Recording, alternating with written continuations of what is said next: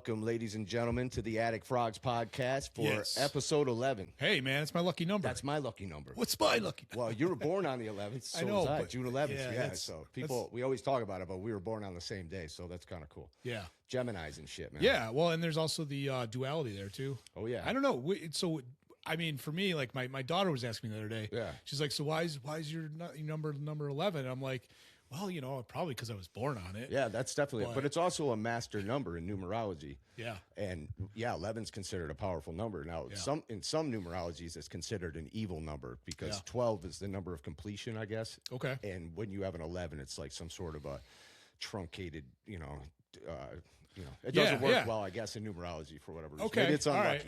Well, yeah, and I remember when we were coming up with names for the podcast. Yeah. We landed on Attic Frogs, of course. Yeah, which, hell yeah. But which is awesome. We were going to use something 111. Oh, it was going to be Awakening Code. The Awakening Code. Yeah. Right, and that came from 1111. 1111, which was an angel number that brought me on. Like once I saw 1111, I went on this big journey of exploring ideas and philosophy, and that was happening to people all over the world. Yeah, unbeknownst to me. So yeah, we talked about that one time. You're into angel numbers now, or were you before? I was, but in fact I didn't know the proper name, angel numbers. Yeah, that's numerology and just patterns in general, like with numbers. And I've always been big in math, so like I recognize pattern recognition. Yeah, that's a lot really of pattern important recognition. skill. It's kind of yeah.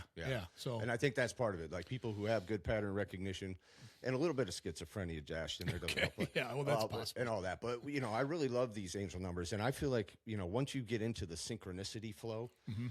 That's what I call it, where you're moving through life in a way that you start seeing the angel numbers on your phone like regularly. Like, I see them every day. Yeah. 333 444, and they all have meaning to me. Right. Yeah, that's and cool. if you look them up, there's all these other people who have assigned meaning to them. Yeah.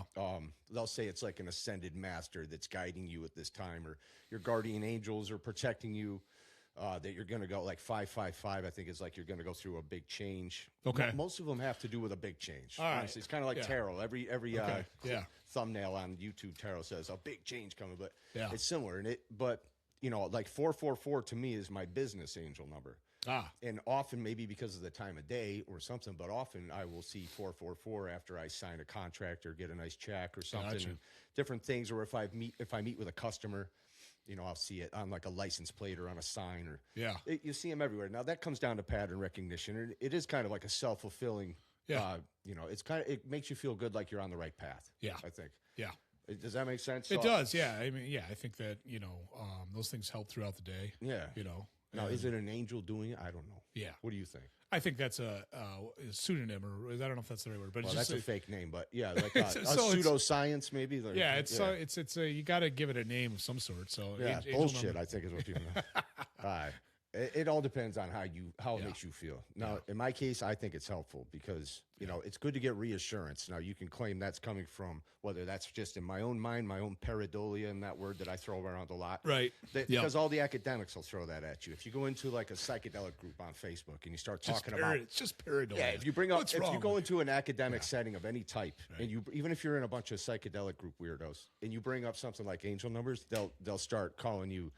This, that, and the other, but they'll say it's pareidolia and it's apophenia and it's all these terms that are psychological terms for when you're imagining shit. Speaking of which, Jordan Jensen has a bit about that. Does she? Yeah, she talks about when you're a kid and you'll see a pile of laundry in your room that's dark and you swear it's like some scary creature with an unhinged jaw. I forget. What I haven't seen that one. I've watched a lot of her stuff. I kind of enjoy watching her. Everybody does, man. She's awesome. She's brilliant. She's one of the top great. comics working for sure now. And to take female comedy and kind of erase that distinction, like she has done that more than any female comic. I've been a stand-up fan since I could walk. Like Comedy Central was all I watched growing up. The stand-up spotlight with Richard Jenny and the amazing Jonathan and all these fucking heroes back in the day. The OGs. The OGs. So. I've seen the female comics, how they've struggled for, you had like Sarah Silverman did a good job at erasing that line too, because they're so funny and so talented and so good that it no longer matters female comic, male comic. Yeah. It's all comics anyway. Sure. But male comics are generally, the joke is that they're funnier. Right. But I've met some very funny women, so I don't agree with that. You met And I got to meet Jordan Jetson. Yeah. Now, she wouldn't remember me, but we went up to Justine and I bought for Christmas presents. That's right. I was in the middle of buying Christmas presents, and I happened to see it come up on the Instagram feed that she had this busted up bus tour or something she was doing. And so I checked the dates, and the only New York stop was in Buffalo, which is like 2.5 hours away from Groton. Yeah, but a little bit of a haul. Yeah, but I was like, shit, man. So as soon as they dropped, I picked up the tickets. I was about to tag along, but then you told me it was kind of a Christmas present for for your fiance, and it was a dual romantic weekend comedy club thing. Yeah, I'll catch her one of these times. Yeah, and maybe down in Ithaca. She's probably. I doubt it, man. I think she's intentionally staying out of Ithaca clubs because she lives there. Right. You know what I mean? She doesn't want to do a fucking comedy show where she lives. Yeah. Now it might make sense that she do that, but she's like a regular down in New York City. So true. You know, it's kind of a small room, but she does that gig with awesome Ian.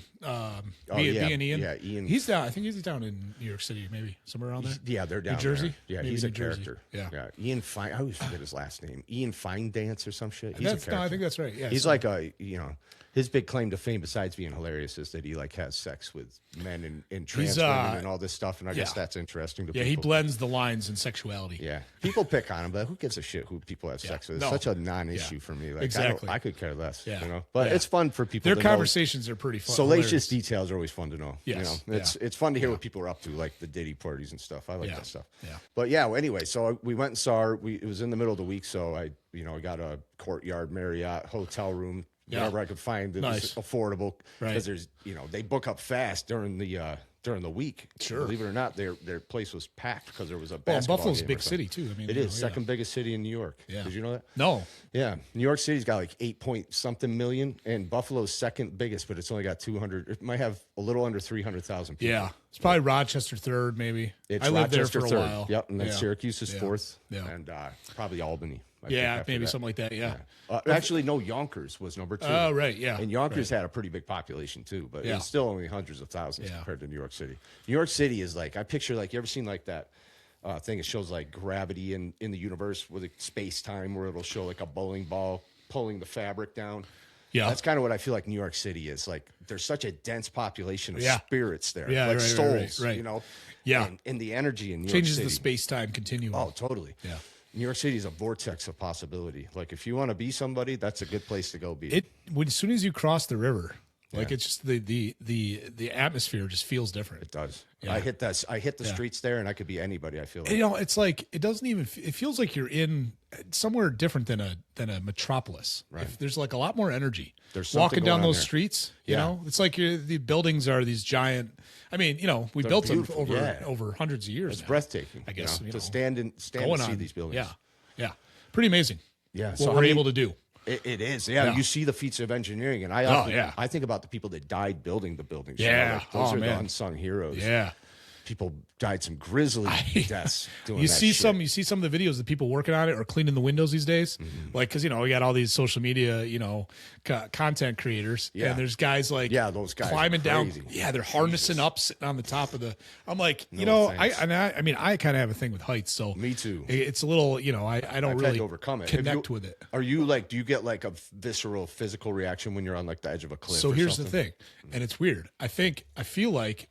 And it's this, maybe it's this like just this old like id, like it's in my, like, it's just built in my genes or something. There's just like this weird feeling of jumping, right? You get an intrusive thought. I know that I don't want like, to. What if I do? Because I don't want to kill myself. That's crazy though. Yeah, but it's like I just get really nervous, and maybe it's just a fear of falling, but.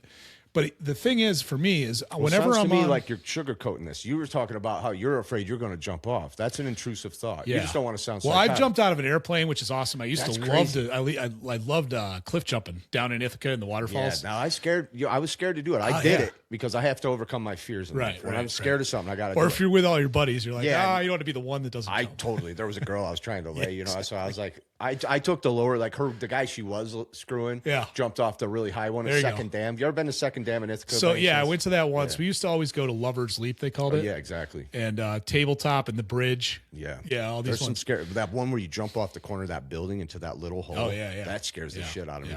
If people don't know, in Ithaca, it's filled with old Upper Devonian shale gorge found. It's geography. It's freaking sweet. But there's a lot of cliffs people can jump off of, and some of them are really sketchy. Yeah, we only did it for fun. Yeah. Now there's There's this Cornell one. students and stuff that we hear about. That Yeah, they jump off and kill themselves. a lot of them are like from overseas. Yeah, they're they're like so Chinese. stressed out or something. No, the Chinese system of honor.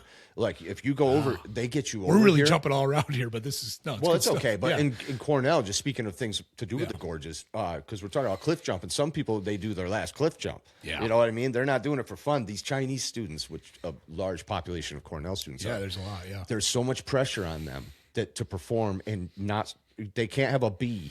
They got to have all A's. Oh, they man. get a B, they can't talk to their family again. They literally take it so hard that they'll jump off of a cliff. That's awful. I've heard stories of people literally that got a B in that one was the class, reason and why? they were like, "It's over. I didn't get an A all the way through, so I can't live with myself. I'm going to try again next reincarnation, I guess." Yeah. Meanwhile, there's half the U.S. student population is Yeah. getting B's and Yeah, they don't give a C's. shit. They're just celebrating. Yeah, they're just up on the hill partying. They're doing bong rips. Like, I got a B, bro. Can you fucking believe it? I got into Cornell. That's all that matters. Yeah, right. I'm getting a degree. I'm going to get a degree from there. Right. And then that's going to take me somewhere, and it'll also come with, several $100,000 worth of debt. But I bet. Well, a lot of those, there was a lot of deaths. You hear about it every year. They'll be picking some student out of the gorge. Sometimes it's drunk students that are trying to climb out on tree limbs. And they fall 300 feet to the death. It's so sad. Man. Like when we used to cliff jump, we were careful. Like we were safe about it. Gotta be. We made it was dangerous, of course.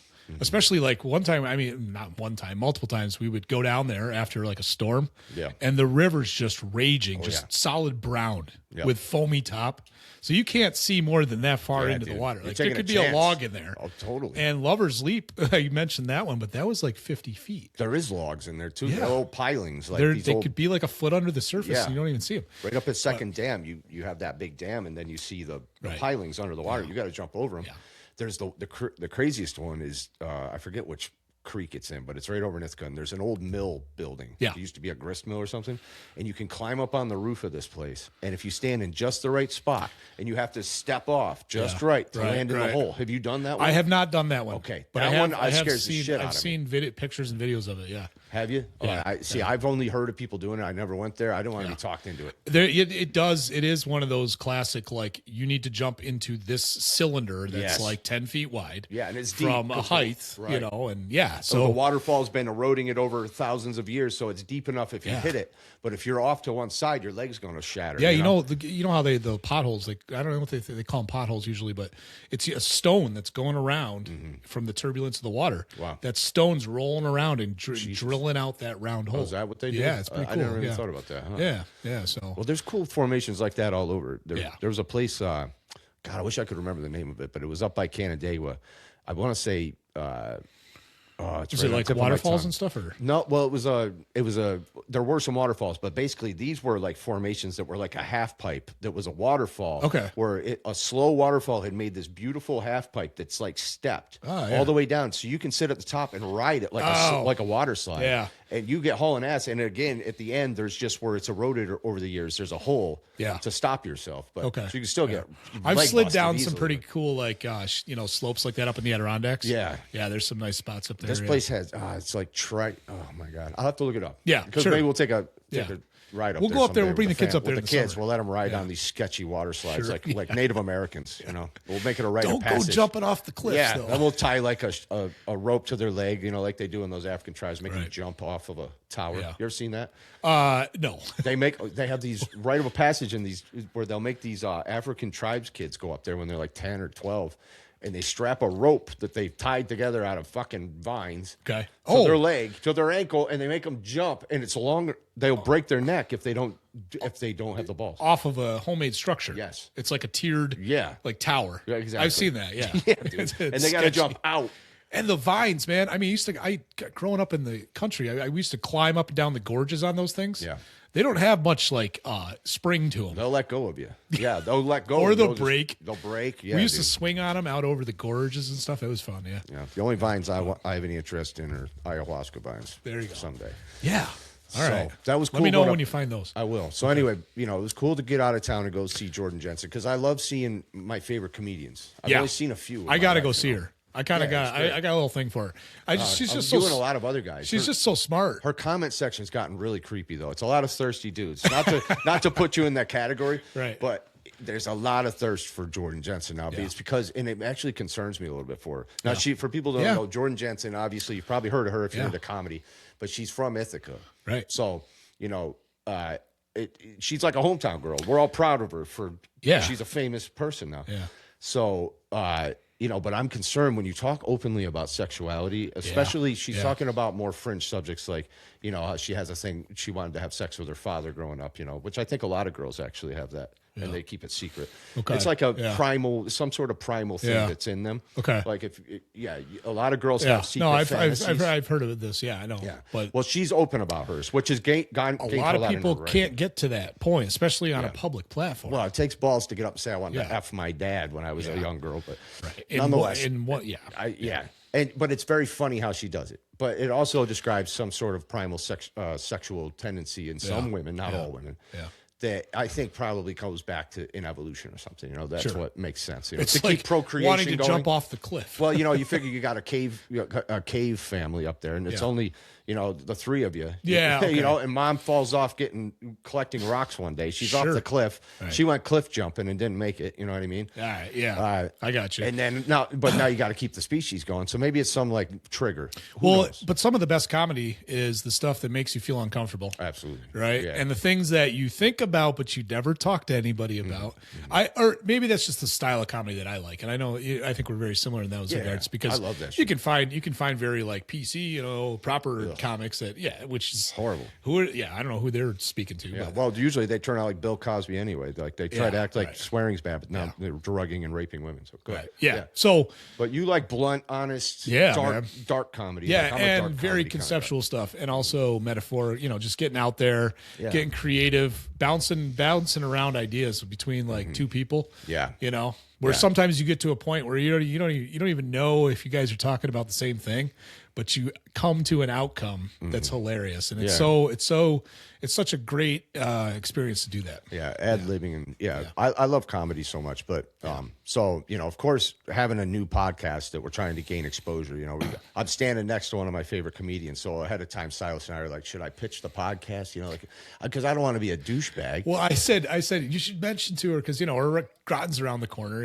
Yeah. Well, she's way too famous to do our show. I know, Not at this point. Maybe someday. I'm not going to rule it out. We could take off. Yeah. Maybe she would come do it anyway, just because she's a philosophical, cool chick. Yeah. And I don't think she's like, I'm too good for anybody. No, she'd probably come over. We'll see. I bet I'd you like we to have get her mom in here. We That's probably what I'd have like some. Oh yeah, her mom's cool as shit. Right. Because her mom's like.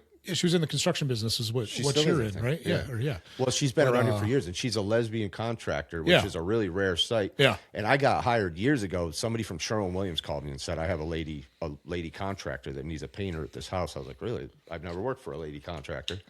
And I showed up, and here's Sue Cosentini, who's about as masculine as a woman could be at the time. Like, she looked like she was in charge, but she was a character, man. I remember just showing up, and she, came out, and she just... I don't think she was stoned, but she acted stoned. I've seen her in a couple bits on some of Jordan's stuff that she does. Yeah. And she seems pretty funny. She's a quirky lady. Yeah. My mother-in-law's too. I think they get along. Like Jordan was messing with her, trying to get her to laugh about something, and she wasn't in the mood, and she was just sitting there being a Grinch about it or something. Well, I just remember walking up to meet her when I was getting that job, and she had her fingers all taped up with tape, which I thought was interesting. And her hands were meaty hands, man. Yeah. And she was like, I was like, hey, how you doing? I'm Brian. And she was like, oh, yeah, hold on.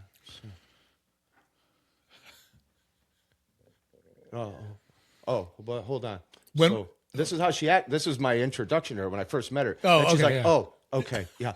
And then she said, so let's go ahead and, this just needs to be painted. She was working on something else at the time. Listen, I was like a young, wide-eyed kid, yeah. Yes, ma'am. Yeah, I'll go paint for you. Sure. It was like a $200 job. Jordan got her crazy brain from someone. So yeah, dude. Well, she was a quirky ass lady, and I really liked her though, and she was very cool to work for. She didn't give me a hard time. I did a good job anyway, but she just paid me my money, and I've never worked for her again. So maybe I did a bad job. Yeah, probably not. But yeah, going back to the thing about women coming up to fame. Mm-hmm. And the risks and things involved with being open and honest about stuff. I'm concerned it's a big deal. Well, you can get stalkers, bro. That's what I'm concerned with for. When you do that kind of stuff, you get it. When I start seeing the thirst show up in the comments with a lot of dudes because she seems approachable. Well, some people are just complete fucking and every dude's scumbags. like, I'll do the daddy role play with you. Right. Yeah, just disgusting shit. Well, and even if that's what she's into, she doesn't want every Tom, Dick, and Harry on the internet to offer it to her. It's fucking weird. So, it's like, messed up. I just go and pick on those guys. I'm like, this is nauseating or something, which makes me sound like a white knight, but it really is nauseating. But I'm trying to be a little protective too, because the fact of the matter is, when you see that, you worry about stalkers. Yeah. There's been people over the years who get stalkers, Yeah. and they end up killing their ass. It's scary. No, I know. Yeah. I don't want to put that energy out in the universe for her. Like, I want to keep Jordan Jensen safe. You know what I mean? But yeah, sure. yeah, guys are creepy and they need to chill out a little bit. You know what I mean? It's one thing to have a crush on somebody. It's another thing to start fantasizing that you're going to be together. You know, and I think a lot of guys would do that, but some guys will take it a little too far. Yeah. You know what I'm saying? So her creativity is what turns me on. I think that's a lot of guys. Yeah, You know? she's very cool. Well, she's cute too in her own way, yeah. and she's got, she's clearly a fun person. But man, can you imagine? Yeah. She'd be a handful to date. Jesus. She said she's got a new boyfriend. Oh, yeah, I kind of picked up on that. Yeah, yeah. She said cool. he's got the biggest dick she's ever seen. Is that what? So, oh, yeah. So she's walking funny. Oh, these okay. days. Yeah. All right. Well, the guy taking the pictures. She hasn't met me yet. So. Well, the meet and greet at the end, I handed my phone to somebody taking the picture. I don't know if it was Mr. Big Dick or not, but. Well, that's great when comedians do that, or just they interact with their fans. Yeah, that was cool. It really means a lot to us, like people going to see somebody. Same thing with going to a band. Well, not to dwell on Jordan too, but it turned out that was her up in Buffalo. The Helium Comedy Club was apparently where she got her start. Oh, right. I don't know if it was her first big set or what. Kind it of was, meaningful. Yeah, it was meaningful, and I saw her mom come in as the place was filling in because it was a sold out show, and here comes Sue with one of her wives, slinking in all funky like. Creeping down and looking around. I was like, what the fuck is she up to? You recognize her. I'm like, there's Sue being Sue. No, I don't know her. But anyway, I was like, she is acting a bit strange. And I saw her go sit in the back, which I thought was weird because I figured if she would sit up front.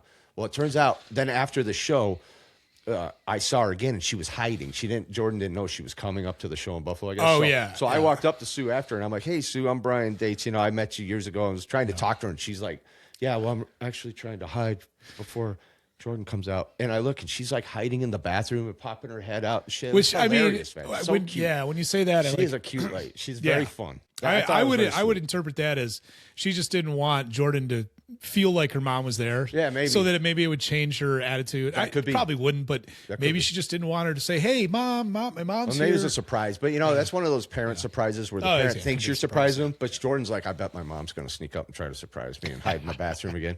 Yeah, she probably knew it was coming, but well, that's cool. Man. For me, it was a problem because I ended up. I had to piss like crazy. Oh. So I watched the first two guys come up. So she had this guy.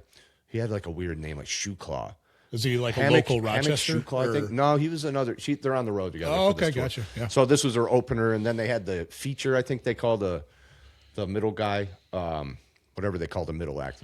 But he came up, and his name was Jake Velasquez. Okay, and he was really funny. Both of them were good, but Jake's definitely a little more seasoned. And then Jordan comes up. So by the time Jordan's up, she ended up doing like an hour up there, and by minute 30, I had to piss like a racehorse, dude. And I'm like sitting there. Soon enough, like I was just tuning out her jokes because I couldn't laugh anymore. I was like, cry at this point. And I kept going to Justine because the fact is I was sitting all the way on the side of the wall. So here's the stage here, and Jordan's right there, and I'm against the wall here with Justine. So she never even looked our way, which was good because I don't want her to do crowd work on us, especially if I got to piss like this. So, but now I got to get up to get to the bathroom. I had to walk all the way across the audience. Yeah. Standing up, I'm like, I'm going to get roasted. She ended up saying something to me, too, when I was walking out. Because eventually, like, minute 50K, I said, Justin, I don't give a fuck. It's no longer an option. Yeah, I'm going to push people out of the way now. Like, I'll push Jordan over to get to the fucking bathroom now. Right. So I start beelining it. And I went the wrong way at first. So I had the correct course, which sucked. And I'm just, like, trying to stay low. And she was talking about how disgusting her period blood clots are and stuff. Sounds about right. Yeah, and she goes... Yeah, he's going to vomit right now, she said. And then she's like, wait till you see what I left for you in there. That was funny. And I was like, dude, I'm not even laughing. It's not even funny at this point. I'm going to pee. Right. So, and then I had held it so long that I couldn't even, my like bladder had seized up. So I sat there like, it took a while to piss, even though I had to piss so bad. Yeah. I don't know if that's ever happened to you. You ever held your pee too long and then you can't pee? It can get pretty bad. Yeah. Maybe that's my prostate. Or you just let it go. I could have let it go. That's true. Just find a big slam. Yeah, just piss in a cup. I actually was considering all the different options. I was like, if I had a bottle, I'd piss in it. I would pretend I would fucking pee in it. I've done it in a car before. I have too. Like many on a road times. trip, Yeah. You know, when you had like Trucker. you're on the thruway, you can't What do they pull call over. those? Trucker landmines or Yeah, some right, shit. yeah. Yeah. Well, I often will see a bottle of piss on the side of the interstate. You know, sometimes you got no choice. You got to piss. You got to piss. Right. It's a real beautiful thing about being a man that we can piss in the bottle while we're driving. It certainly helps. Yeah, Yeah. sure doesn't hurt. Yeah. Well, anyways, what else? You know, as far as current events, you know, there wasn't a lot going on in the news. Like the new supreme leader, which to be a supreme leader in Iran, you just wait your turn. They're like, you get to be the supreme leader. No, I insist. You be the supreme leader because they're bombing the fuck out of everyone that is. Right. And this last one, his name was Mojtaba Khomeini. Yes. He apparently survived the attack, according to some sources. It seems to be a little murky. Yeah. I mean, there's a lot of varying reports. Right. We had trouble finding a fact-based report. Yeah. So some people say they sent a targeted missile strike and hit where he was, and his father was inside. And apparently this Mojtaba guy had just gotten up and walked out to the yard just before the missile hit. Yeah. So he was apparently injured or maimed or incapacitated was the first reports. Yeah. But then other people say he was killed, so who knows? Yeah, you know, it's one of those things. It's so hard to find the facts. Yeah, it is. Without being involved in some intricate way. Yeah. You know. Well, and then they said he was gay, which was weird. Oh, right. That was, that's threw not that out there too. Yeah, like that's not exactly kosher over there. Would they really put in a gay supreme leader? Well, so there you go. That's kind of, there's some irony, I guess, to that or something. Yeah. You know, right? Because they probably would. It's not allowed in Iran, right? That's like a I would think that they throw people off put a building. In prison. You could be killed. Even though they got queers for Iran now, probably running around with some sort of flag and a symbol. Yeah, they don't. Being gay is no bueno over there usually. So I doubt he's gay, but you know, like I think Mark Norman actually made a joke about it. He's like, or somebody that's saying, well, you know, just call him gay. It's the worst thing you could call him over there. That was just, right. You know, so maybe it was a psychological warfare. Yeah. Because it made the news that they told Trump that intel that this guy was gay and that he started laughing, and that made it's like. Well, I mean, honestly, in that situation, it sounds like it probably is true. It could be. And it would be something that Iran would never want to. There's a lot of gay people. They would never want that news to get out there, right? Yeah, right. Yeah. Well, then they probably shouldn't stick him up in the number one spot. Or maybe they were like, listen, my friend, instead of throwing you off the building, we'll just let you be supreme leader. Your ass is grass, either way. You know, who knows? Yeah. So that's the news in Iran so far. We don't really have much on it. They're keeping there was the bombing of the gas field in South Iran recently. Yeah. That kind of popped up. It sounded like it was Israel's operation. And Trump's response was that he basically didn't want them to do it, but that could be, it could be just a good cop, press, bad cop. A press thing. They're playing some good cop, bad cop. Yeah, I don't know. Who knows? Well, and then the NATO allies refused to send help to guard the Strait of Hormuz, which was also in the news. That's a continuing problem. Yeah. So Trump's going to Peter slap them. With I'm starting as gas prices go up. Right, and they're creeping up. They're going up. They're going up. They're going up. And it's like, but it's starting to get to a point where it's like I thought the intel, the data that I was aware of was that the amount of oil that the U.S. was getting through the Straits of Hormuz were not that very significant. Okay, so it's like it shouldn't be affecting us. It shouldn't be continuing to. I feel like it should hit a threshold. But the again, whole thing is such a scam with the price of oil. Yeah, It's such a manipulated, contrived market with the petrodollar and this constant jockeying back and forth to with the gas prices. Well, there could be manipulation going on there with the prices too. Yeah, for political reasons. It should be way cheaper than it is. I know that. Yeah, I know. I remember when the gas went up to $2 finally. I was like, there it is. It's over. And sure enough, it was $3 before long. And yeah, I do remember filling up the car when it was in the $1 range for sure. Yeah, man, that was awesome. Yeah, there was that short time during the Trump administration, right before he left in the first term, where the gas got cheap again. I was like, wow, this is. Yeah. I'd fill up my tank and it'd be like $25. I'd be like, well, it was starting to get there. I go to Costco because I have a membership there. Yeah. And it's like constantly 20 to 25 cents cheaper. Is it? I was filling up like a month and a half ago for like $2.50. No kidding. But yeah, it's because we're at like $3.50. It was like right around $2.50. Well, that's a little above. It still sucks, but it's still not. It's a lot better it's than gone what up we're paying. $1. That's 30% increase. Bullshit. I don't know, but it sucks, man. I'm sick of it because I got a V8. I got a freaking Chevy Avalanche. You got a work truck, and those 5.3s are good engines, but they'll suck your gas. Pretty good. So, well, it is what it is. We're gonna get through it eventually, and right. Trump said, "You'll see very soon that your prices will drop like a stone. I still got to work on that damn impression, man. That sucks. What? No, you're doing good. It's always good, man. Drop like a stone. Your favorite president, very strongly. I'm working on a couple of catchphrases. So that's what he. Now I learned a little something earlier too. The Khomeini and Khomeini. I was like, these guys all are they in the same family? They always have the same last name. Yeah. Nobody ever explains that to you. So I looked it up, and it turns out that Khomeini is a topographical name for a region. Okay. And they don't necessarily come from there, but I guess it's like and the first Ayatollah Khomeini back in 1979 to 1989. It was not related to the guy that came after who had a Khomeini name. That's just his common name. So there's the Khomeinis with a K-H-A Okay. and the Khomeinis with a All right. K-H-O. It's so weird. Well, you think about English last names. We've got some pretty wacky ones that are like, Whitewater or, like it's weird they don't ever explain that, though, know, because you just think they're in the same family. Rivers. They're like we use a lot of the I think it's very similar in a way. Yeah. Yeah. Well, I got shamed by AI for not being intellectual enough, not with my international, understanding of things. And it was like, well, for English-speaking dumb white people, you wouldn't notice the subtle difference between Khomeini and Khomeini. It literally said something similar. Oh, yeah. Well, so I didn't.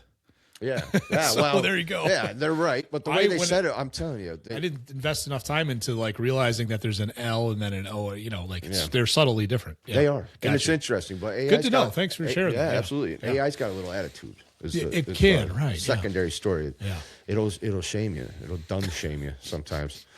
You should hear it when I throw out some conspiracy theory questions sometimes. Yeah. It'll really you should ask Claude now that they're no longer associated with the Pentagon. Yeah, right. See if they change their tone at all. Let's see. Yeah.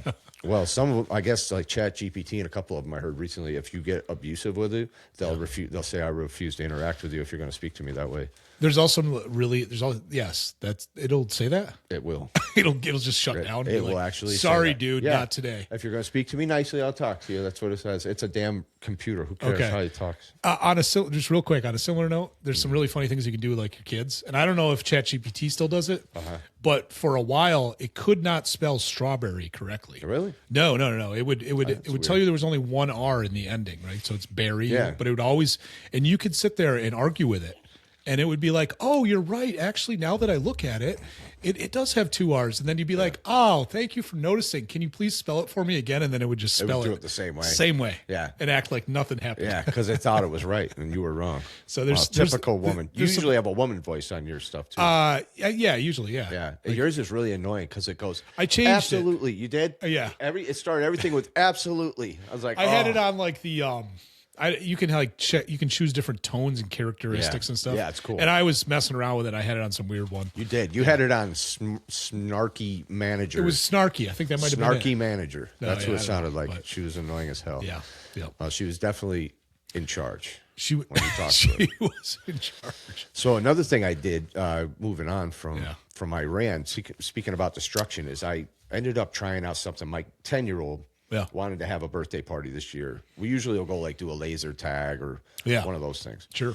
And he wanted to try a smash room, or they call them like a rage room, where you go and you put you in a room and they'll throw some bins of bottles and different like coffee makers and keyboards. Yeah, you get a baseball bat. Yeah, and you get a baseball bat. So I wasn't sure how this place would go. Like my fiance set up the party, which wasn't cheap, but it was more than laser tag and stuff. But you get up there, and now we're talking about they allow up to 15, they said. We had 13. 2 of them were too young, so they went to a splatter paint room. So picture this, 13 10-year-old boys who are wild as hell. They put them in a room. They give them a little spiel about safety, which is useless. None of them are listening. Right. You go in, you suit up with these cheap like plastic face masks. They do give you some They give you some gloves. Safety gear. Yeah, but not much. All no right. ear protection. And they put them in one room that was only about a 12 by 16. It was not a big room. Yeah. And it might have been a little bigger than that. So we'll just say, for the sake of argument, 20 by 20, okay? There's a couple of like logs or something. They have like 3 of them set up, and then a smash wall. It's just this big piece of metal, I guess, or something on the wall where you're supposed to throw everything. Okay. Up on a rack, they had about enough crowbars for every kid. Yeah. Now these are real ass crowbars with the end, and they've been used a Is bunch. there an age limit for these things? Or That's what I said. I'm in there with these idiots running the place, and I'm watching them take them into the room. First of all, I had no idea they were going to put them all in one room, or I would have set it up to get 2 at least. They've got like 3 total there. So they pile in 13, 10-year-old boys in this room, and they had a rack with enough crowbars. There was one baseball bat that looked like it had been wadded up and used for, it was barely recognizable as a baseball bat. Yeah. This thing was crumpled up. It's so ridiculous. Like, get a new freaking baseball bat. They're a dime a dozen. Anyway, I immediately said, I'm taking these crowbars. They had sledgehammers too. I go, I'm going to make a rule right now.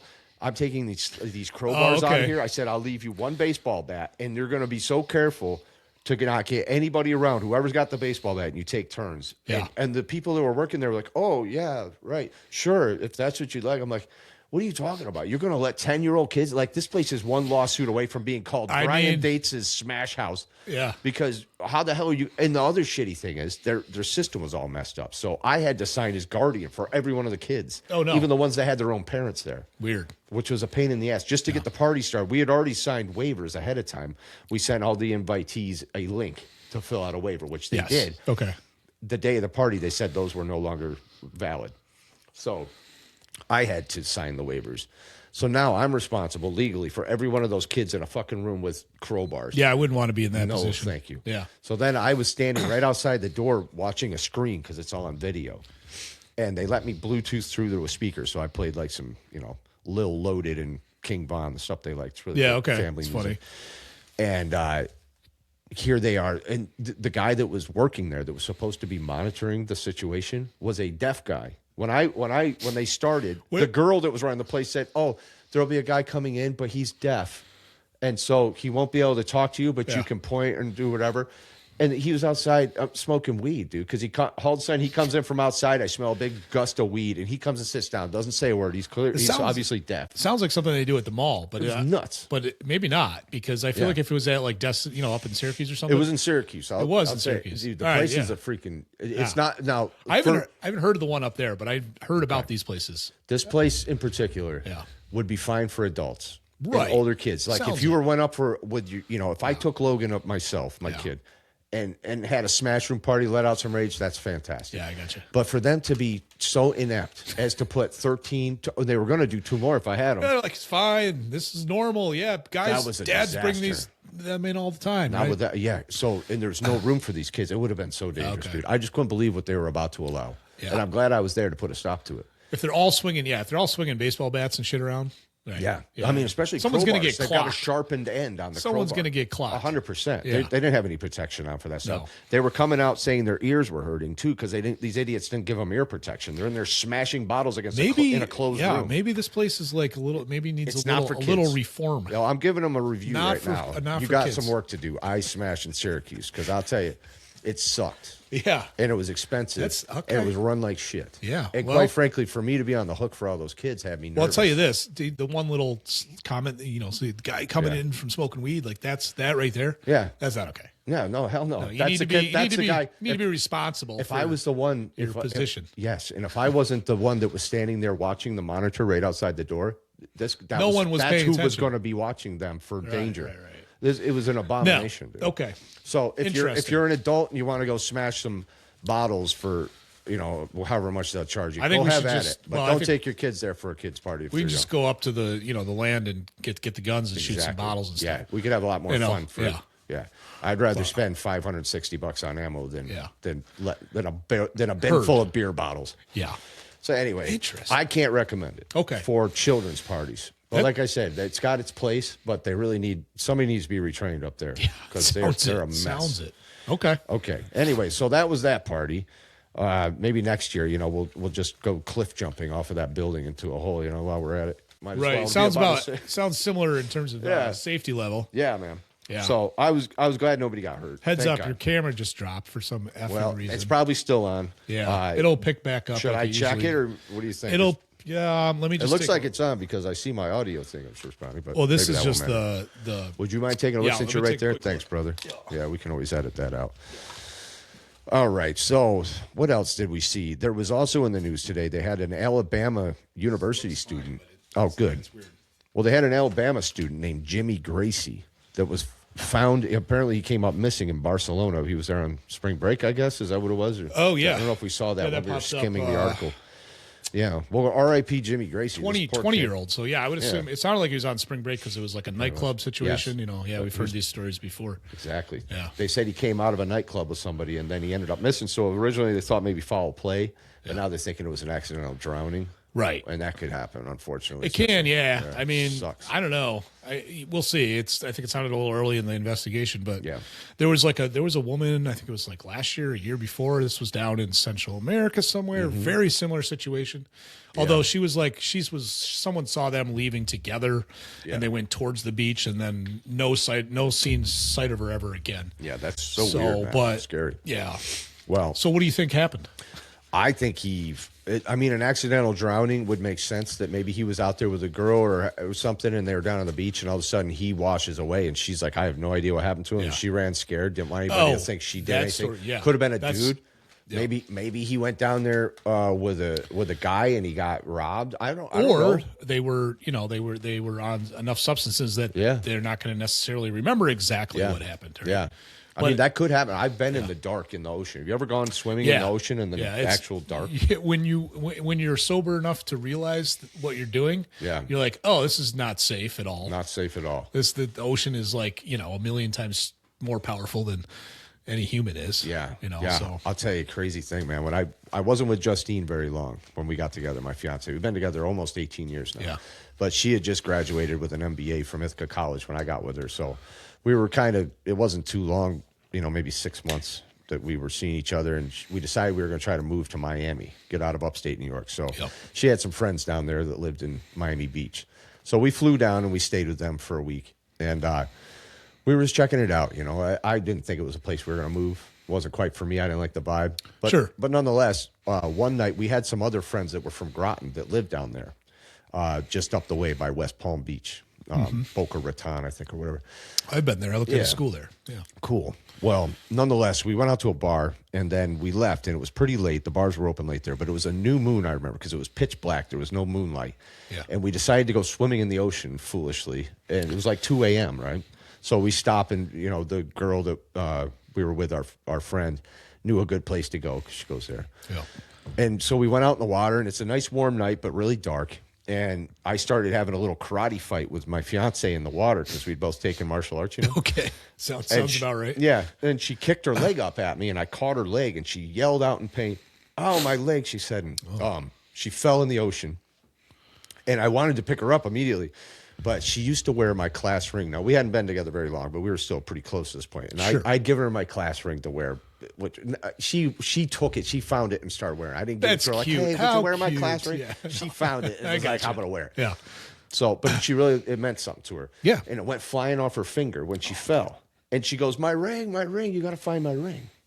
So I was like, I want to pick her up. She's injured. I didn't know what had happened to her. Now, we're not in really deep water, so. But it's dark. It's dark and the waves are coming, so it felt pretty deep. So, so anyway, I'm like, what do I do? She wants the ring. So I just kind of I put my hand in the water this way, and then I just went, I'm going to find this fucking ring. I yelled it to the sky like this. Really? I swear to God, this is true. I said, I'm going to find this fucking ring. And I took my hand and I dove it down. And I remember the water of my shoulder went all the way into the water.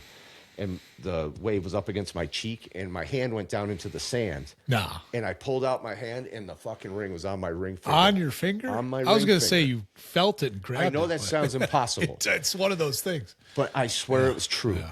That's great. Wherever it fell off of her finger, as she fell, it went bloop into the sand down by my feet, and I reached my hand into the sand, and it came out on my finger. Now, the chances of that are in the trillions to one. Yeah. I don't even know if you can quantify something. I don't think you can. Because I've dropped something in the sand at the ocean before, and one wave comes in. broad daylight. You'll never find it again. The sand washes over. I've dropped like a big pair of sunglasses. Sure. Right in front of me, and they were gone. They're gone. Can't even find the bright green or something. So that really, set my mind into a direction of like we're meant to be together. That felt like such a magical occurrence. There was meant to be another ring, maybe. Yeah, maybe so. Which she's had an engagement ring. We still haven't tied the knot. No, I know. 17 going on 18. No, years. that's a smart way to do it, man. We've been engaged for almost 10. I was engaged. Sounds crazy. Yeah, no, it's beautiful. Right. I was engaged for like a little over a year, and then We were married for 10 years, so Wow. that's over with. Yeah. So I think spending more time to get to the point before you get married it's smart. Yeah, I'm just going to keep riding this. There you go. Riding this engagement as long as I can. I'm going to have to upgrade the ring. That's a periodically. crazy story, dude. Yeah, it was really wild. But well, real quick, she ended up injured, and we ended up having her. She got really hurt, but we ended up flying home instead of going to the emergency room there. But her leg was big and red the next day, and it turned out she ended up with a blood clot. I don't know whether this was like a man of war or a rockfish that she stepped on. I have no. There was no like obvious trauma to her leg, cuts or but whatever. it swelled up big and red, and then she ended up with a blood clot. There, we got back to New York, and we went to this free clinic down in Ithaca they used to have with these really good doctors that volunteered their time there to help people. A wonderful place. And they sent her in for X-rays, and there was a blood clot from her ankle up into her stomach, really? like vena cava. That's they call crazy. it, and it broke off and had a pulmonary embolism. So she survived it all. Oh, that's getting a little concerning. She ended up so injured from it with an autoimmune took over in her body with like this all kinds of blood flow. So it wasn't from thinners. grabbing her leg necessarily. No, it was something happened. Affected her. I think it was either a pre-existing thing or something. It was either a pre-existing thing, like maybe she already had a blood clot and this exacerbated it. Wow. Or like I said, maybe something stung her and that I'm not aware. There's a lot of stuff in the ocean. But she ended up on disability for a while. Like Yeah, she couldn't work. It was geez. bad, man. Wow. She was in rough shape for a long time. And, Yeah. the doctors always just never really had answers for us. They just tried to treat you with a million things. But now she's really doing well. Yeah, and I'm going to venture to guess that was the last you were about to say. That was the last time you went swimming in the ocean at night. Yeah, well, I probably at night, definitely. Okay. Well, it looks like shit. If I'm going to find rings like that, maybe I should go do it more often. Right, you don't even need the metal detector. Yeah, Justine will just stay on the shore. I went in the ocean. Probably it wasn't that long ago. It might have been like 3 or 4 years ago. We went down to the Outer Banks. With a bunch of families, young families. We all had our kids. We got this big house on the beach. Had a blast. We were there for a week.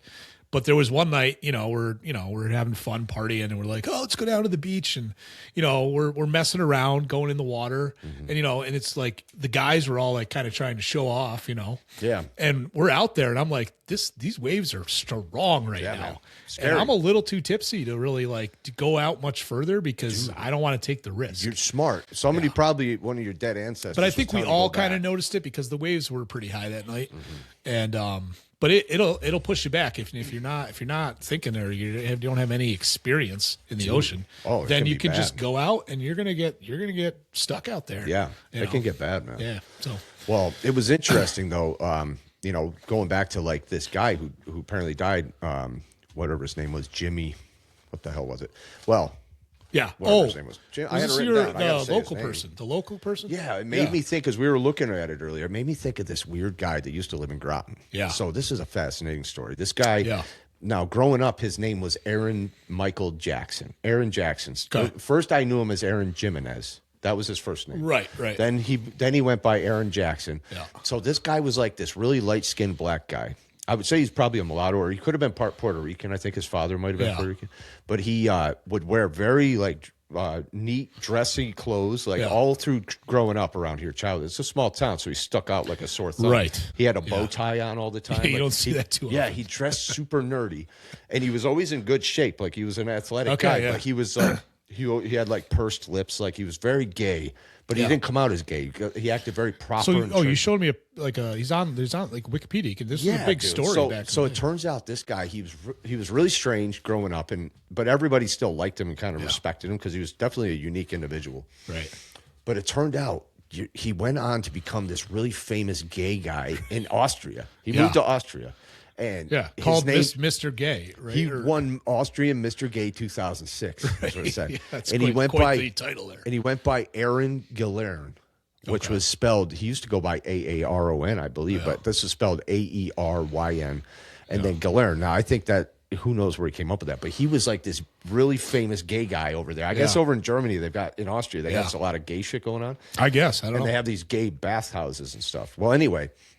The story went, this guy was rubbing elbows with the elite in Austria in the gay scene, and he came running out of one of those bathhouses one night screaming that they were trying to kill him, and he was running for his life, and people chased him out of there, and he ended up dead, and nobody ever found him. Disappeared. He disappeared, and his mother was an Ithaca police officer. Yeah. And she was trying to get the police over there in Austria to help her investigate her son's disappearance. Right. And they were clearly covering it up. So whoever killed him, for whatever reason, there was like high-ranking officials involved in some way. We're stopping that were keeping it quiet. The U.S. from investigating. So who knows what Aaron was into or but somebody killed him. And the authorities were making it hard for his mother to get answers. So she actually moved to Austria. There's a documentary that's free on YouTube. Right. We looked up. It was called Gone. Yeah. Oh. And it's well worth watching. It's a fascinating story, but it's all about how she goes over there and she gets stonewalled. And she does her own investigation as a police officer. These things happen. Like we mentioned the one in Spain that just happened to a 20-year-old. Yeah, exactly. Well, that's what made me think of it. You know? So it was really fascinating that this guy used to just be riding his 10-speed around the neighborhood, like very proud. Right. I wish I could do a good impression. He was a neighbor.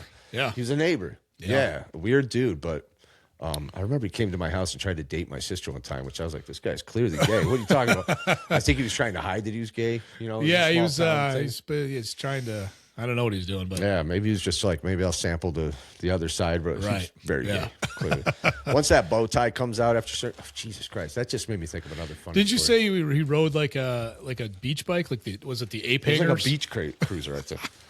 Yeah. Oh man, dude, it reminds me though, and I'd written this down to bring it up. But do you remember that song by the Fresh Prince? Parents Just Don't Understand. Back in the day, I'm sure, man. I mean, it was the one about how his mom. I don't know by the name, but it's a funny song that Will Smith wrote. It's about how your parents don't understand. They dressed him funny. He's got a verse in the song about how his mom dressed him like a dork and sent him to school, and how he basically got picked on and laughed at. Oh, okay.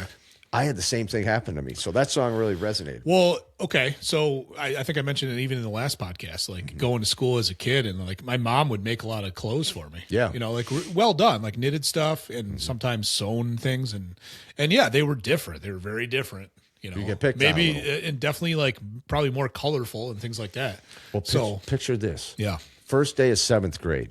So in Groton, they didn't have a middle school at this time. It was 7 to 12. Yeah. So everybody's going to high school at 7th grade.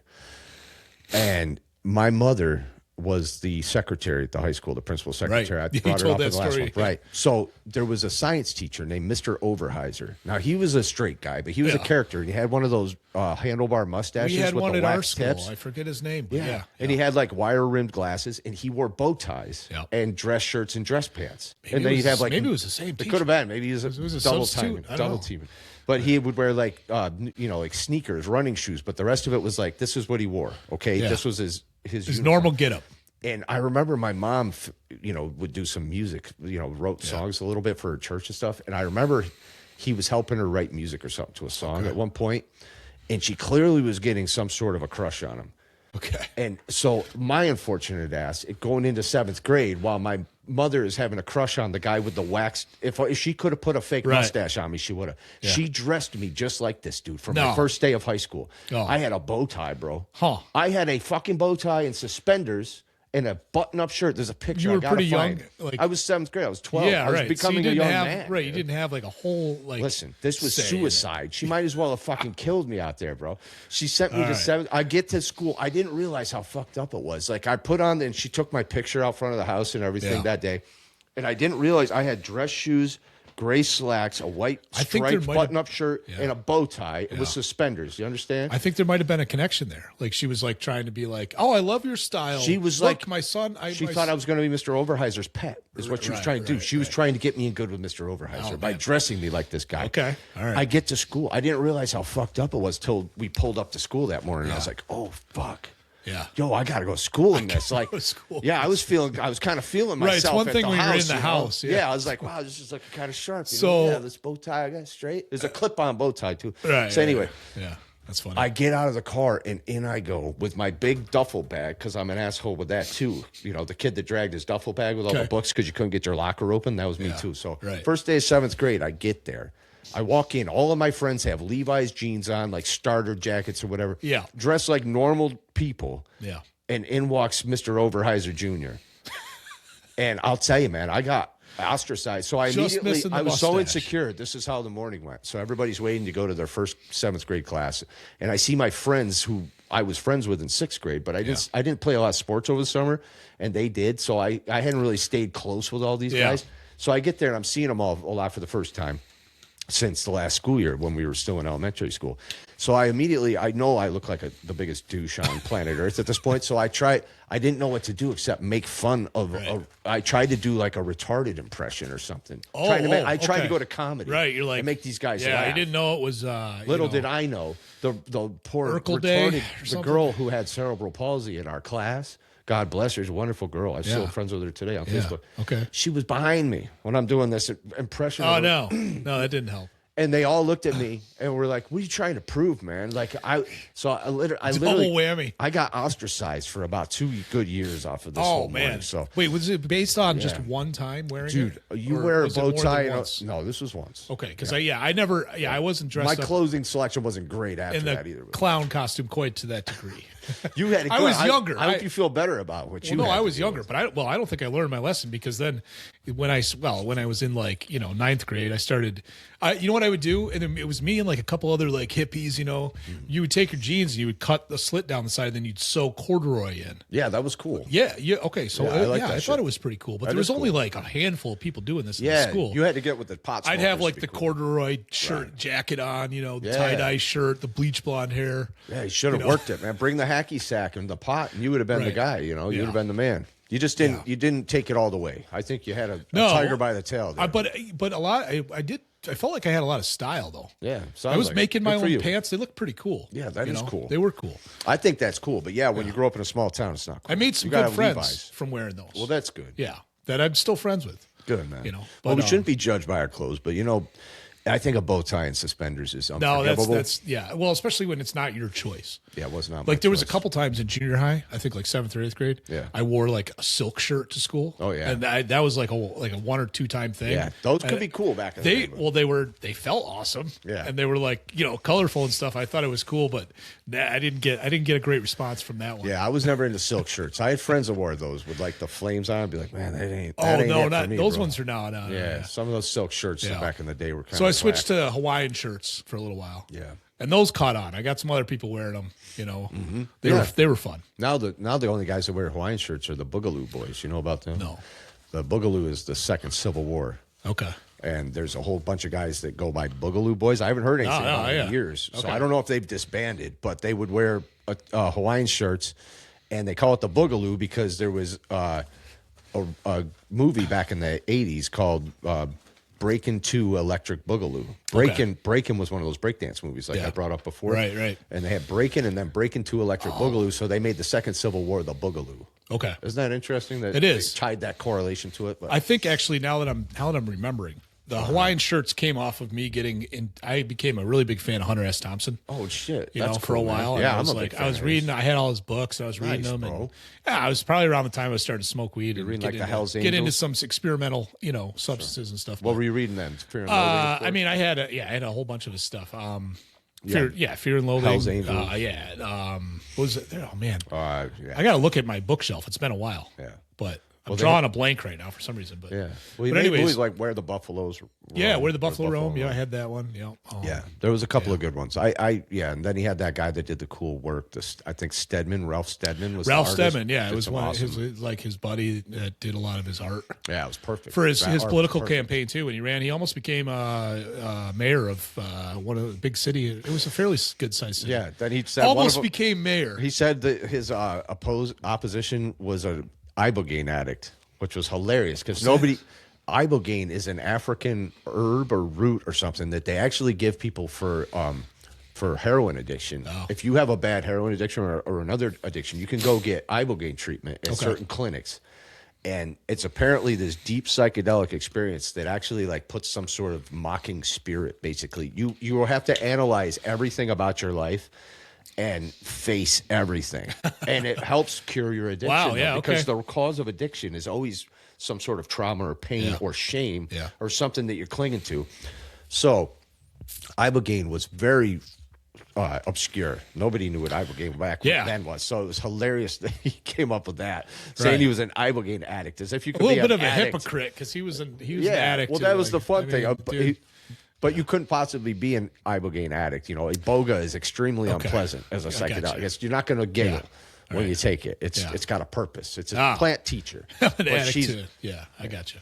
So, anyways, that was funny. But Hunter S. Thompson was great, man. I've watched a lot of his docs. And Yeah, he's a really creative writer. yeah, he was cool. But, he took his own life, and some people thought he was killed because he was talking about 9/11 after it happened. He was one of the first voices that was calling it out. Yeah, it was like 2001. Yeah. It was the same week that Dimebag Darrell got shot on stage. It was like the same week. Yeah. Wow. Yeah. No shit. So 2001, maybe two. Yeah. Right around there. Well, I wouldn't put it past, people, because he was an influential voice, and he was one of the first ones he was going on shows saying it was fucked well, up. and so, I mean, bullshit. he would get involved in things that, that most people wouldn't. I mean, he almost got killed by the Hell's Angels. Hell's Angels, yeah, because he infiltrated their gang. Yeah. And they thought he was one of them trying to become a member for a while. Right. And they found out he was a journalist. Oh, they beat the shit out of him. like, we are not okay with this. Yeah. So that's a dangerous no one ever group. tried to do this again. Right. You Yeah. know, It's a motorcycle club. Get it right. If you call it a biker gang. Did I say gang? No. Yeah. Okay. Well, They're clubs, right? Yeah. That's what they always try to say. Yeah, I tried to become a tattoo artist once. I answered an ad for tattoo apprentices down in Binghamton, and I got there, and it was a Hell's Angel guy that was like trying. He was like, he was trying to charge me like $1,500 to be his apprentice to buy the equipment and stuff, and then he goes, yeah, your first gig, we're gonna go to a tattoo party. We can get you started, just doing some line work, but it's gonna be a Hell's Angels party, And I was like, I'm good. yeah. I'm not going to practice on Hell's Angels, bro. No, yeah, you don't want to get one of their tattoos wrong. Yeah, I screw up his old lady's name. Next thing you know, both of my hands are broken. Screw that, dude. Yeah. Yeah. So, anyways, fascinating stuff happens to you. Just you collect your stories. This has become a show of story time. Right. Story time. I have a bunch join of stories, clubs, bro. not gangs. Yeah, join motorcycle clubs, not motorcycle gangs. Like the Ruckus Club. Yeah, right. Yeah, my Honda Ruckus. I have a custom Honda Ruckus I built. Most people won't know what that is, but it's a little scooter. Yeah. And we've got a friend of mine that is unfortunately battling cancer, and we're trying to set up an interview. It'll be our first interview where we have somebody on. He's probably going to do it remote, even though he thought he might fly up here from Tennessee or something. We I wish I had the budget. Get that together, right? Yeah, right. I mean, if we can start a budget here, but if he came here, that would be cool too. But either way, he's big in that custom ruckus world. Yeah. And that's how I knew him. But really cool guy. Yeah, Sweet guy. I look hate forward to see meeting that. him. Yeah, it'll be fun. Yeah. So that's coming up soon. I want to get a couple other people in here. I'd like to get Sue Cosentini in here. I think she'd be a lot of fun to interview. Yeah. She's a character. I would think so. Yeah. Yeah. I don't know if she does small rooms. She's kind of getting her own name out there now, so because her daughter has her on a lot of podcasts. From the few things, I've heard about her. She'd be an interesting character. Well, I'm thinking about reaching the out apple to her. doesn't fall far from the tree, typically. No, I'm sure she would be very fun to talk to. But she's also, she's on the left, and politically, we could have a good B dates, D bates. I thought, So, if we ever set up that segment, I thought about having my mother-in-law up here, but I don't know. I don't want to shit where I eat. You know what I mean? Get up here and get in a fight online with my mother-in-law. Well, yeah, we'll get there. Yeah, we'll get somebody in here I can debate with. That's going to be a worthy adversary.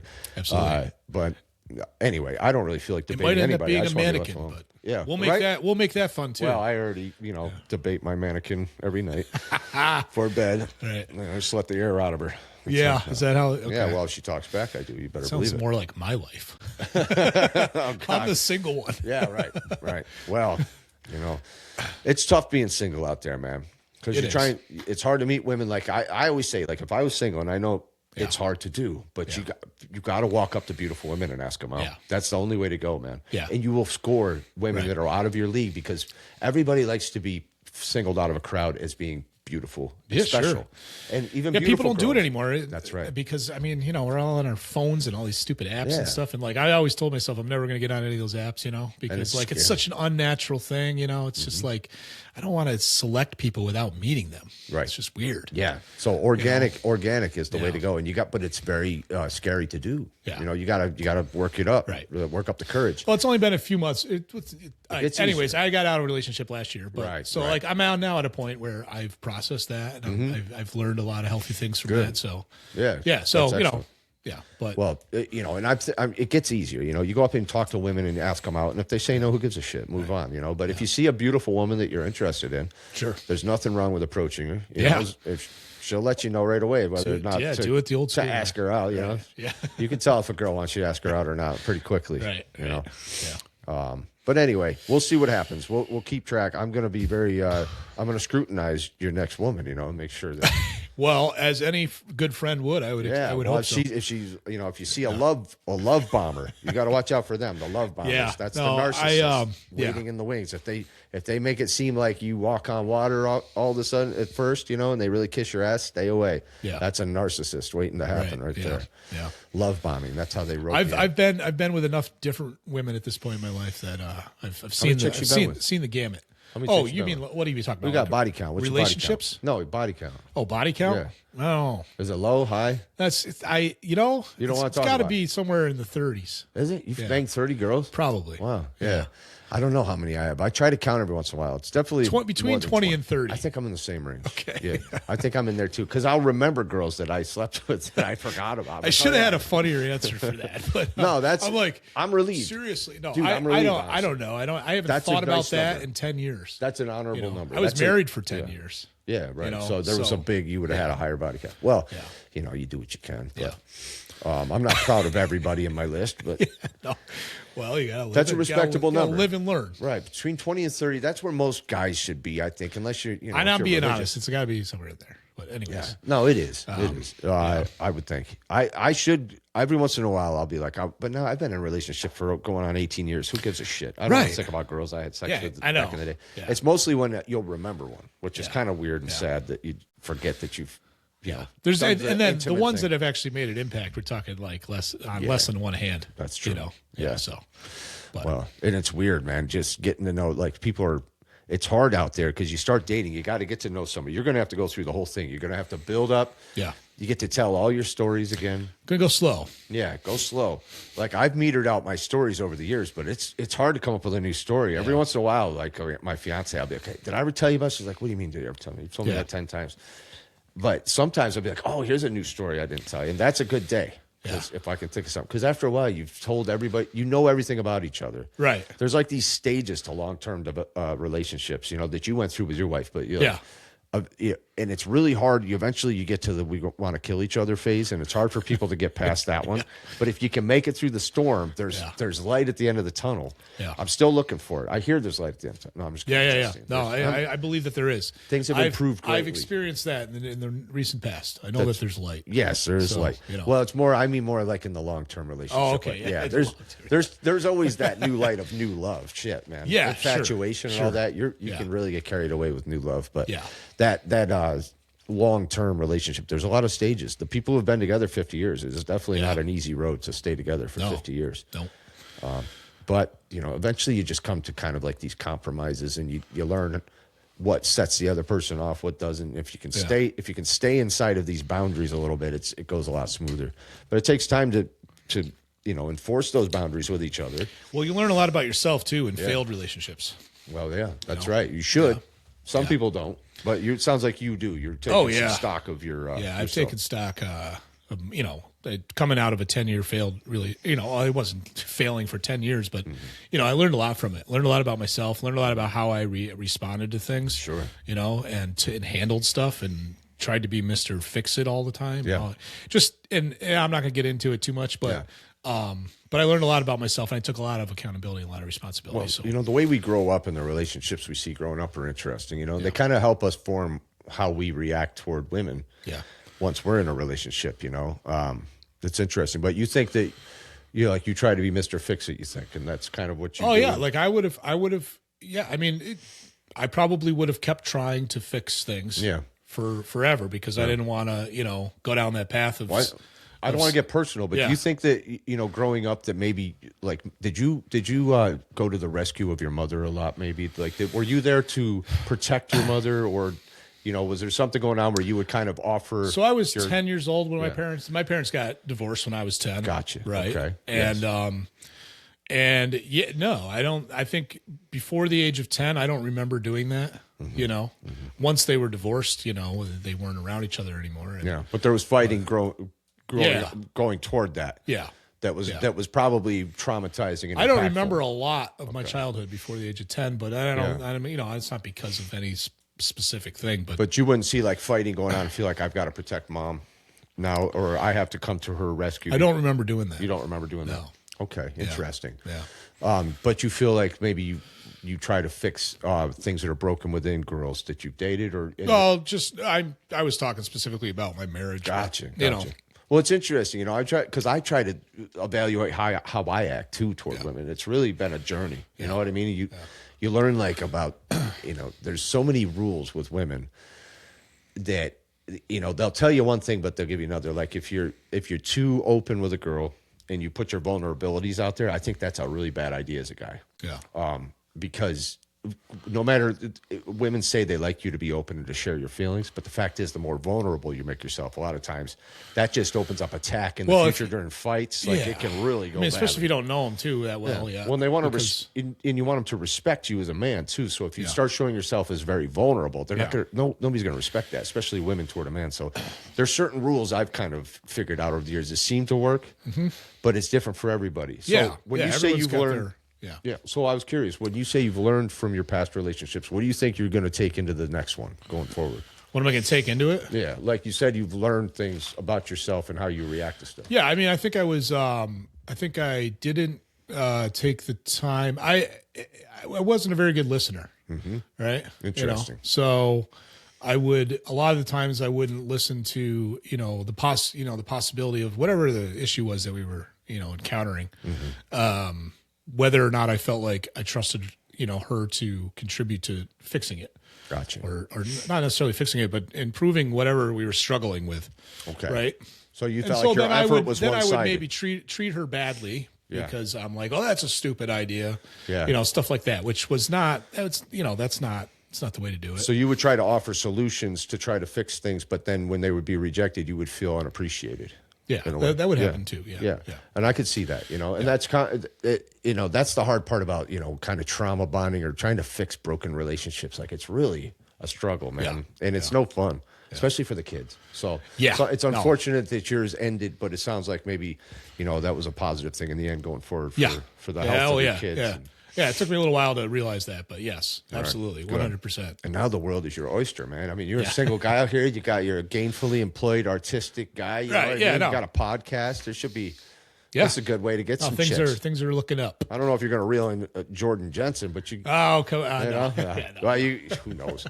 I don't think you'd buy that. That would probably drive you nuts, man. That's going to be a handful. She'd be all over the country. Yeah, I've got 2 little kids, and I'm kind of anchored down in central New York. Yeah, so you can't exactly chase her and find out, if she's cheating on you. Jump on the tour bus. She'll be out in California busted cheating. up. Silas will be back here going nuts. You don't want that. No, it's funny, but anyways, yeah. So yeah, dude. Well, we all learn from stuff. I'm learning all the time. Yeah. God, but it is funny how women respond to men. Yeah. And the way we act, and and I'm sure we'll continue to talk about this stuff over time. I wasn't really prepared to. Yeah, I know. I kind of threw that on you, but I was interested. It's fine. Yeah. No, it's good. It's good because learning from our behaviors is huge. If you can learn from that, I'm trying to all the time. I've got a temper too. I can be a real son of a bitch when I get triggered, but the important thing is, like, especially if you got kids around, you're arguing a lot. Oh yeah, they've got to see the resolution. Like you can't just have fights in front of your kids and then not let them see any resolution. Not let them see mommy and daddy still love each other. They've worked through this. No, it wasn't fun hearing us scream and yell in the other room, but it's like one of my number one things I want to do is show my kids a healthy family, a healthy home. Yeah, Yeah, dude, that's so big. Yeah, because it does affect kids. Kids are like they see it all and they take it all in. It can traumatize. I know we're going to screw up. We're all going to screw up our kids. Well, to a degree. That's what keeps a therapist. It's good to end those toxic situations. Totally, dude. And move on and learn from them and not repeat them. I'm so about that, man. Breaking the toxic cycles. Yeah, and I'll spend more time with somebody, before I get to that point where we're living together or anything like that. You're gonna make her wait a little bit, huh? You're gonna make her wait a little bit before you give her the D. I know. I've met some pretty cool women in the last couple of years, and I'm gonna go a lot slower. We don't usually get that luxury of like women can make a man wait to sleep with her, but guys don't usually make a. Oh, I wasn't talking about. I was making a joke. Yeah. I was making a joke. Well, I don't know if I've ever made a woman wait. I've definitely turned down some women. I've turned down. Sure. Have you ever turned down women that were trying to bang you? Yeah, it's happened. That ain't happening. It's happened. Yeah. You've also said yes to a couple. That happens too. Whatever that number was again. I forget. Yeah. How many of those 30 women were women that you actually... Well, anyway, dude, what else did we get in the news here? I've always got stories to tell. What are we at for time? We're good. Yeah? Did we get a lot in? Yeah. I don't know if there's anything else to talk about. We're a little over an hour. That's cool. Let me just check my notes here. So I got some comedy bits. I got some stories that I was going to tell, but I've always got a lot of stories, so we'll get to those eventually. Okay. Yeah. But yeah, I got to Mr. Overheiser. I'm glad I brought that up because that's trauma that I had to go through. Getting dressed up in a bow tie and suspenders for the 7th grade. That was traumatizing, man. That's traumatic. Yeah, dude. No, I was just saying, I try to, when I think of good stories of my life, I try to write them down now that I'm carrying notebooks. I got notebooks that's good. everywhere. All right. I gotta start doing it too. Cause, dude. Yeah. I've got little notebooks. I've got I need big one notebooks. like about that size, or like even This one's cool. Like they call them like the field guide size. They're like just a is little that what they call? Little rectangle like that size, or a little smaller. It's kind of like a little surveyor book or something. But I like these hardcover. I got this for taking the the RRP restoration, remodeling, and painting course that you have to take in New York if you want to work in a house that was built before 1972, I think it is. Yeah, I've got tons of little notebooks and stuff. Being a graphic designer, like I go to all these like events, and they're handing them out as freebies and stuff, and they all end up in my daughter's room. She's got like a stack of all these really cool little notebooks and stuff. You're gonna have to go sneak a couple I'm gonna have out to of take a couple back. It's helped me out tremendously because my memory's not great after I've really cut down the smoking weed. I stopped smoking blunts still. I haven't been doing that. Yeah, it's great. Thank God. Yeah. I feel much better already. My Good, breathing's already improved. I mean, you can't. It's just like I got back into smoking indirectly, Yeah, I hear that. So now it's really tempered it down. So Yeah. and I feel better about that. Good for you, man.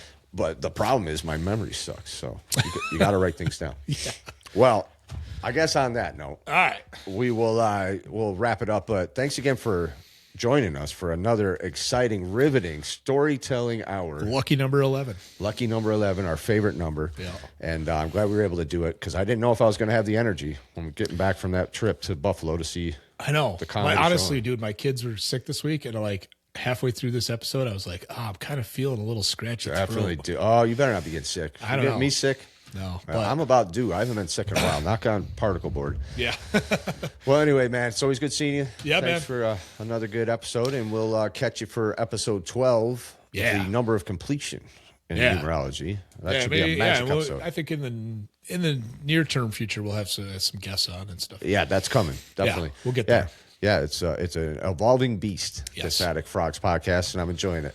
It's just fun to go for the ride. You never know where you end up. So, Right. Well, we love you all. Thanks for watching, and we'll see you next time. All right. Cheers. Good night. Peace.